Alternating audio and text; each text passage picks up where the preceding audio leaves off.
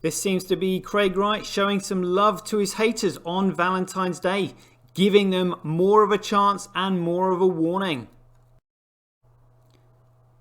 Howdy people, breaking news flash. We're just going to go through this article that has been released in the Sunday Times by Danny Forston. And this is an interview with Dr. Craig Wright, titled here, Craig Wright, I invented Bitcoin, now it's a Ponzi scheme.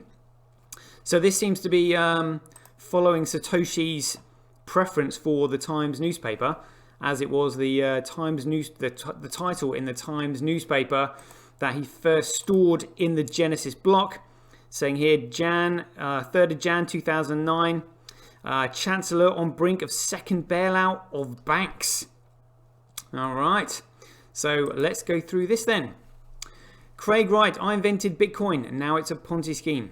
The man who claims to have invented the digital currency says it was meant to be the successor to cash, not a tool for speculation. But again, we know the speculative phase was between the 3rd of January 2009 and the 1st of January 2020. Now that period of speculation is over. We are in the period of adding value, massive amounts of value, and this all contributes to it. So let's have a read through. The price of Bitcoin hit, that's Coolcoin by the way, BTC, $48,192.14 when Elon Musk's Tesla said it had spent $1.5 billion, which is 1.1 billion pounds, on the digital currency. Again, it's not actually like a digital currency, it's a digital commodity, but again, people will learn. And would soon accept it as a form of payment for its electric cars. At home in Surrey, Craig Wright sighed. I went from stupidly rich to insanely rich. Technically, my family is one of the richest in the world now because of insanity. One of the richest, probably like the richest, I think, maybe. Individuals, anyway. I mean, who knows in comparison to the Rothschilds, but, you know, certainly up there. Wright, a 50-year-old computer scientist from Australia, and his family are the beneficiaries of trust that purportedly hold up to 1.1 million Bitcoin. Based on last week's high of $47,909.33, that's Bitcoin, Coolcoin, BTC, was boosted again when Bank of New York Mellon said it would start accepting it, and JP Morgan said it would trade it. The trove would be worth nearly $53 billion. How did anyone amass the world's biggest Bitcoin stockpile? By creating it. Wright claims he is Satoshi Nakamoto, the digital currency mysterious founder and author of the October 31st, 2008 paper laying out the version for a purely peer-to-peer version of electronic cash. Many disputes Wright's claim. He has never offered definitive proof. A UK court has ruled that he can sue a Norwegian man who called him a fraud on Twitter. A lot of people don't want me to be Satoshi, said Wright. It's that simple. He was certainly heavily involved in the early days of Bitcoin, and he has aghast at what it has become. Gold 2.0, a speculative investment with little real-world utility. Digital gold is boring, the paper. First section talks about micropayments, which were the holy grail. For right, they still are. Through Enchain, the London-based company that encompasses his research, he hopes to deliver on that original promise. My vision remains digital cash, he said. He is developing other ways to use Bitcoin and the digital ledger blockchain technology that underlies it, from tracking opiates to door-to-door seafood monitoring. If I had my way, people would be completely bored with everything to do with Bitcoin because it would be plumbing, said Wright. The supposed Nakamoto trove is the subject of a court case. David Kleiman, a Florida man, whom Wright referred to in emails as his best friend and business partner, died in 2013. Kleiman's brother, Ira, is suing Wright, claiming his brother's estate is owed up to half of the Bitcoin thought to be held in trusts. In an email produced for the case, Wright wrote, I had an idea, but it would never have been executed without Dave. How much the trust may hold is not clear. Wright told Australian tax authorities who were investigating his affairs in 2015 that he and Kleiman had mined or created 1.1 million Bitcoin.